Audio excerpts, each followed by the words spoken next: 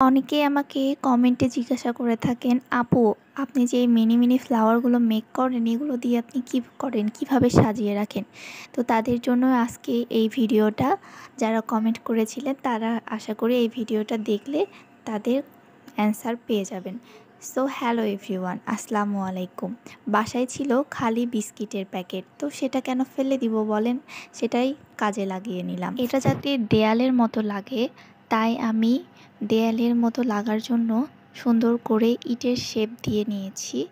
এরপর কিন্তু আমাদের ক্লে দিয়ে টব বানানোর পালা।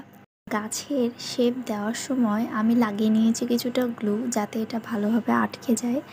আর এই ক্লেগুলো এতটাই সফট যে যে কোনো আকার খুব সুন্দর করে খুব সহজে দেয়া যায়। আর ওয়ালমেটটা ভেবেছিলাম করতে অনেক তাড়াতাড়ি হবে এবং অনেক ইজি, বাট করার সময় আসলে এটা অনেক কঠিন মনে হচ্ছিল আর অনেক সময় লেগেছিল।